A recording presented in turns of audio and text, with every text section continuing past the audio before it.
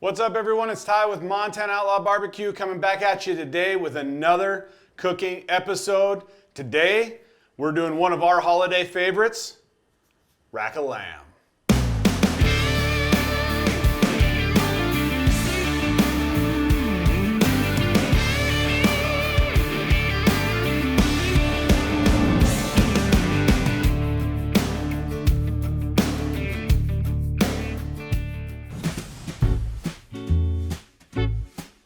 Okay, so let's talk real quickly about the cut that we're gonna cook today. It's just a standard rack of lamb. We went and picked these up at Costco. We really like these holiday season. It's fairly quick the way that we cook it, and it can serve a lot of people. So you can pick them up a little more expensive than say pork or beef right at the moment, but still well worth it. Not a lot of trimming prep to do here. We're gonna go ahead and we wanna take off most of this fat here, a little bit of, again, we're gonna talk about that silver skin that I like to call it, but it's just more of that fat connective tissues. So we're gonna go ahead and just take that off. I like to just kind of go down the bone, taking some of that fat off because we don't need all that fat. You kind of can hold up the bones to help you get down in there so that we can get, again, it's all about making sure that when we apply our rub, it gets into the meat, has a chance to interact, and that's how you're gonna get those best flavors out of there.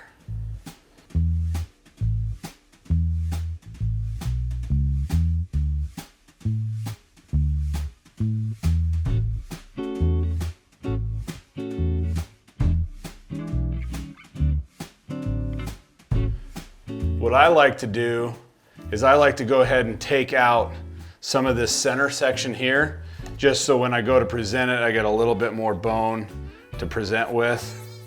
So I'll go ahead and trim all of those down like that. Like I say, you're not gonna eat that. So for me, it's kind of a presentation deal because I'm gonna double cut these. Just take and cut those down, and then you just take and trim them off. And then we've got one bone hanging out in here. That little bone there isn't gonna do anybody any good, so we're gonna just take him off.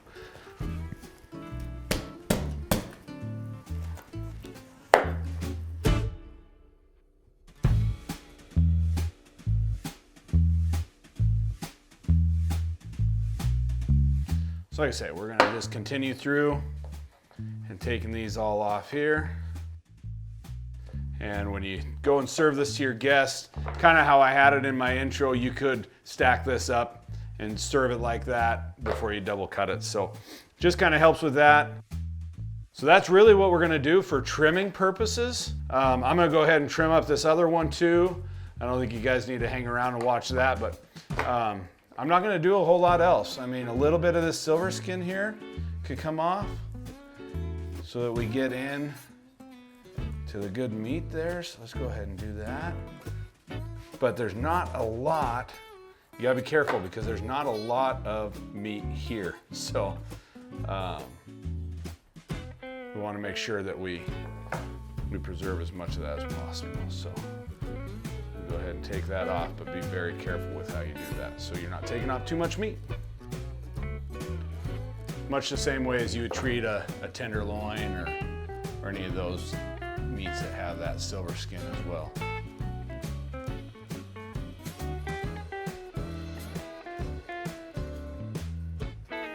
Just like that.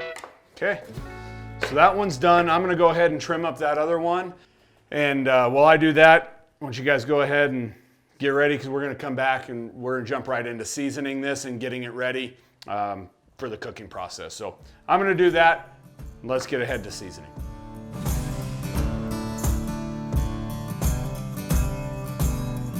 All right, now we've got all our rack of lambs here trimmed up. We're ready to season. Got our beverage over here, so gotta stay hydrated while we do this, especially around the holidays. So, as you can see, we took off, most of that back rack. Some people are gonna tell you it's like a rack of ribs. You gotta peel that membrane off. The way I trim them down, that membrane's all gone. So we don't really need to worry about that at all. Roll it over, you can see we've got good area for our rub to interact with the meat, not a lot of silver skin or anything blocking it. And and holding it up. So we're only gonna focus here down. We're not gonna try and get any seasoning up on the rack itself. So today we're gonna be using our beef rub. We like this one on wild game. We like it on beef. We like it on lamb because it's got good black pepper, good paprika, all the things we've already told you about our rub, all the more reasons to try it because they're all very versatile as you'll see on stuff like this today. So like I said, we're gonna try not to get any on the bone themselves, so we're just gonna hold our hand there. We're gonna go over the top. These aren't big, there's not a lot of meat here. So again, we don't need to be putting a ton on there because we do wanna taste the lamb as we go through there. So make sure we get all our edges like that. Okay, and then we hit the back here just the same. And that's really all there is to seasoning. So let's talk a little bit while I season up this other one. Let's go ahead and touch on a little bit of our cooking process here today. We're gonna season this and we're gonna let it sit for 10 to 15 minutes. And while we give that a chance to rest and to pull out some of those flavors, we're gonna go ahead and fire up our Traeger. We're gonna fire up our Traeger to 250 degrees. We are going to allow about 10 to 15 minutes for this rub to soak in. Once that's done, we're gonna go ahead and get a pan with a little hot oil in it. We're gonna put a quick sear on it. The reason we wanna do that is because we wanna get good sear on the outside while not overcooking it. And then at 250 degrees, we can let the Traeger go ahead and do its work. And you're gonna get a good medium rare all the way through from end to end within. We don't wanna overcook these. We wanna look for that 130 degrees max temp in the center here. We'll use our Thermopin, make sure we get that right on. And then we want to allow a little bit of a rest time. So we're gonna allow 10 to 15 minutes for this to rest. While this is cooking on the Traeger, I told you we're gonna go ahead and sear this off in a pan. We're gonna go ahead and make ourselves a little raspberry red wine glaze to go over the top of this. It's gonna be really good. And then one time throughout this, I'm gonna go ahead and make a little herb butter. It's gonna have rosemary, thyme, and butter. We're gonna baste this just once throughout that cooking process while it's on the Traeger so it doesn't get too dry on us, but give a little bit of richness into here. It really is gonna complement because lamb can be really rich naturally and we wanna just complement those flavors. So a good herb butter while it's cooking, top it with a raspberry glaze. We're gonna show you how to do all of it right here. Stay tuned, we're seasoned, 10 to 15 minutes rest. Let's move on to the next step.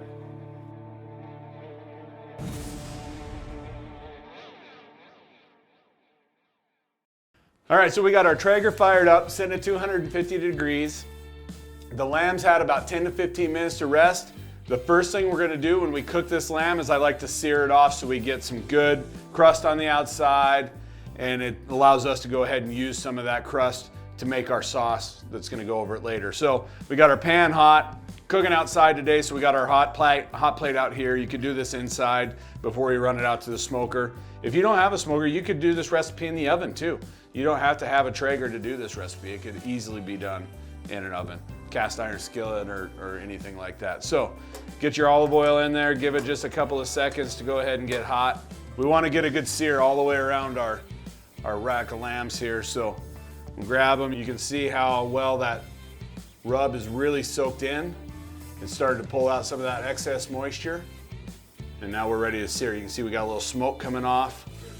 So we're gonna go ahead and we're gonna lay it in first this way. Give it a good second to get we want a good hard sear on that. Really you only got about 3 sides of this that we're gonna sear because of this side with the rack, you're not gonna get it on there. So get it in there, make sure you're moving that oil around. Give yourself plenty of heat. We want it to get to the point where we're starting to get a little bit of char on it, but we're not getting it burnt. So, because like I said, we want those good crusties when and you can see as I roll that over, that nice sear on there. And again, we don't want to cook it all the way through. We're just trying to sear it off.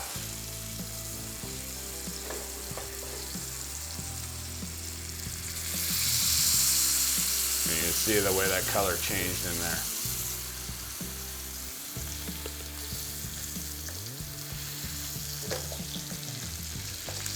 Okay, now that we've got a good sear on all our sides, we don't want to overcook it, so we're going to roll it right over here onto the Traeger. Let's set it 250 degrees.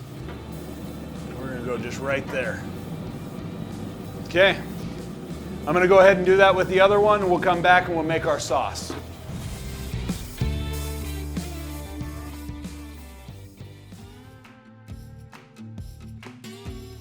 Half a cup of shallots, fresh raspberries, 3 cloves of garlic, 2 tablespoons of fresh raspberry preserves, half a cup of vegetable broth, red wine of your choice. Okay guys, so we got our lambs going on the smoker here on the grill behind me. Let's go ahead and make our sauce. You can see all those nice little brown bits in there. We got some of that olive oil. It's gonna carry a lot of that good lamb flavor. So we got our shallots first. We're gonna go ahead and add those in. So we wanna use those shallots. 1, they're gonna be a good flavor component. And 2, it's gonna start that kind of deglazing process and start to get all these little good brown bits up off of the bottom of this stainless steel pan. And I know I maybe didn't mention it before, but it's just good to note that for something like this, you want to use a stainless steel pan. A non-stick pan won't get you these nice little crusty notes that you're going to really want. So we're starting to see some of those nice little crusty bits. They're going to work in. That's probably not a very good name for them, but they're good. So now that we're getting close, you're going to be about 2-3 minutes cooking these. You want to get them hot, but not too hot that they burn.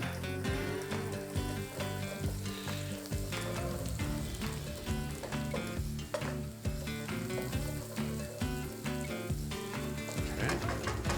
Now that we're close there, we'll go ahead and add in our garlic. We're only going to do garlic for about 30 seconds or until fragrant. This is very delicate. You don't want to burn that garlic. Burnt garlic doesn't have very good flavors, and you'll pick up on it immediately.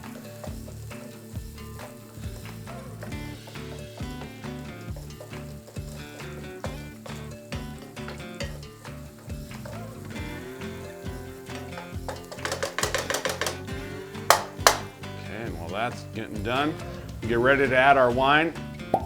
Takes about a half a cup. I like to cook more by feel and just kind of recognizing on any given day how the recipe's kind of going, kind of just cook more by feel than by an actual recipe. So about a half a cup or so. You're gonna use that, and that acidic in there will really help to deglaze that pan. And you're gonna cook it at a high temperature, so you're gonna cook all the alcohol out of it, so you don't have to worry about getting anybody drunk. But you can see, I mean, most of those brown bits are coming up now. That needs just a touch more shot in there.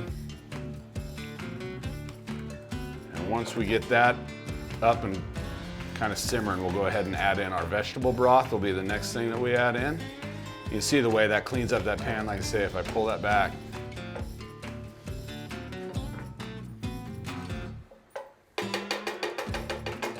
Well, Ty, I'm wondering, does the kind of week you've had this week determine how much wine you put in here? Not how much wine I put in, but it might determine how much wine I drink. I know there wasn't a cup here. I'm surprised, a lot of times you'll see maybe with wine you might use a glass. It works the same. I don't need a glass. Okay, so All right. now that's a good point though.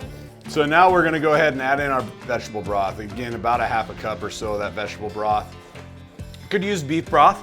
It would bring in some different flavors, some beefy flavors, but we'll add that in there, bring that back up to a simmer. And we want to, here in just a second, once we get this up and simmering and incorporated. Yeah. I noticed you use a lot less beef broth than you did in wine. Well, the vegetable broth is more in there just to bring up the quantity. It's a water component.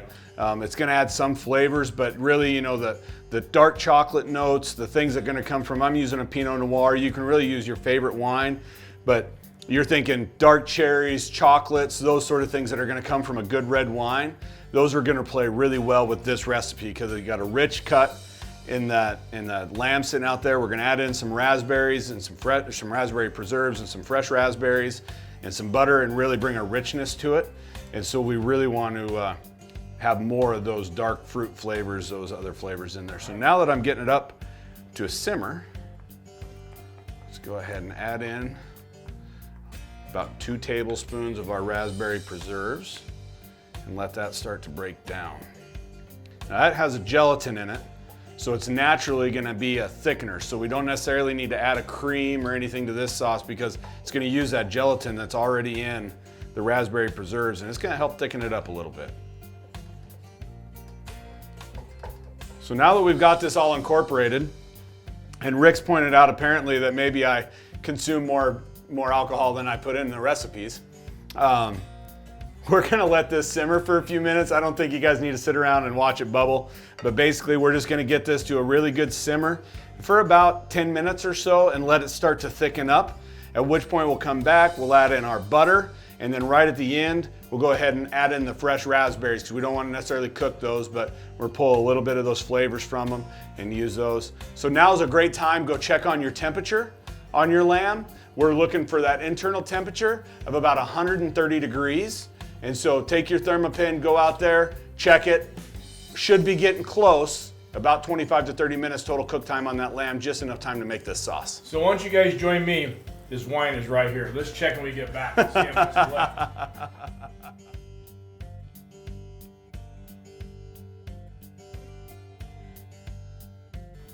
Well, hey everybody, we're back. I noticed that the wine bottle disappeared a little bit. Who's got the wine glass? Well, maybe I was having So what exactly are you working on here? I'm supervising and make sure that the wine is not spoiled. All right.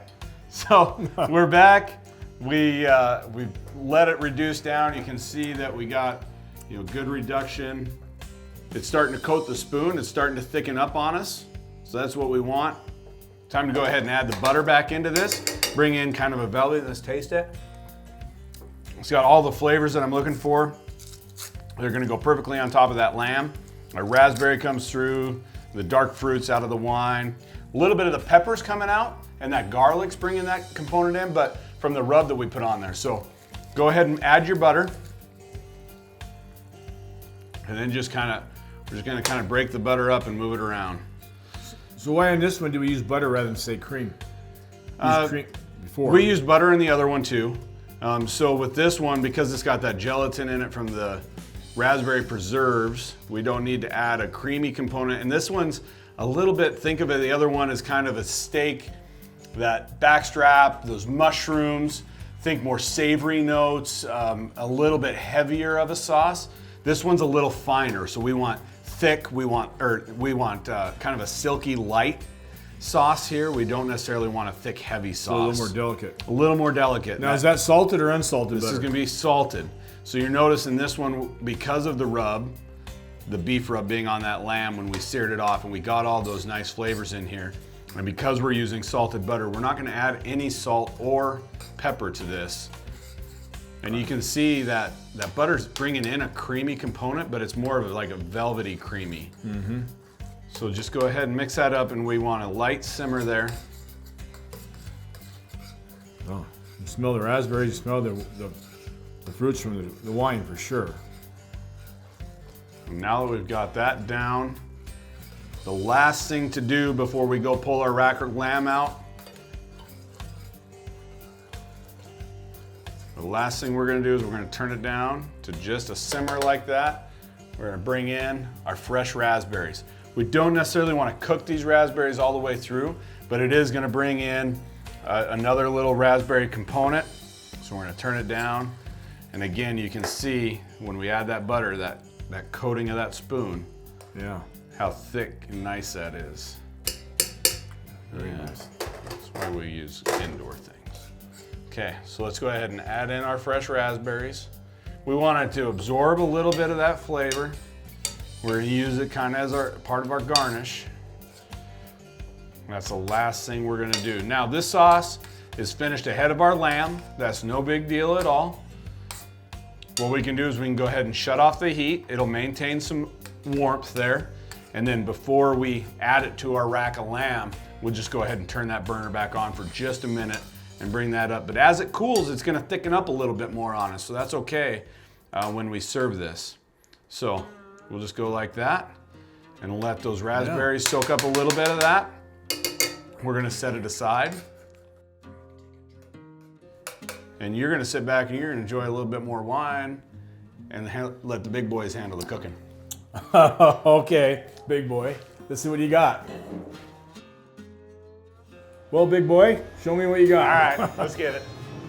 We've got them. They hit our temp just right. They are glistening like diamonds. Look at this. Check that out. Let's go ahead and put them together like you would if you wanted to really impress your friends.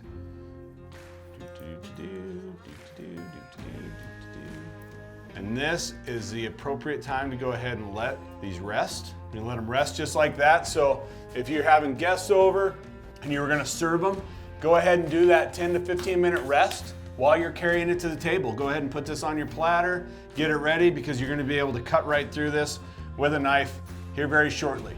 We're gonna give this 10 to 15 minutes rest. We're gonna come back, we're gonna slice it, we're gonna plate it. I'm gonna eat it, he's gonna watch. It's gonna be great. That's all right, I got wine, I'm good.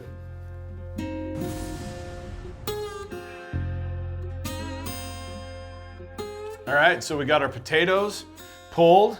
Let's go ahead and slice one of these open, see what we got in here. Sure. So for how I like to do it, is I like to first take this edge one off and just get rid of that. And then I like to double cut. So why you kick the outside one out? Just because overdone probably? Yeah. And then you normally end up with a good even number. And it's kind of hard because there's bones down in here that make it a little tricky. You kind of got to find where to go through at. And it can be a little tricky on a rack of lamb, not gonna lie.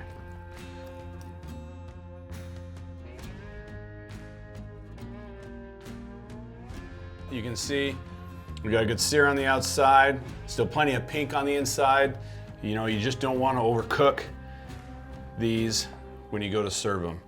So how I like to serve them, it's kind of something like this. Rick, if you want to go ahead and move that cutting board for me. I'm gonna bring our plate over here. Grab that pan, thank you. Go ahead and first thing we're gonna do is we're gonna get some of our sauce right over the top. Like that. Let's get some of these nice raspberries in there. They've had a chance to kind of cook down a little bit, but not too much. And that is how I would serve rack of lamb with a red wine raspberry reduction sauce. So, why don't you grab two of those end cut ones there and let's give it a try. Here, yeah. Just roll it in that sauce.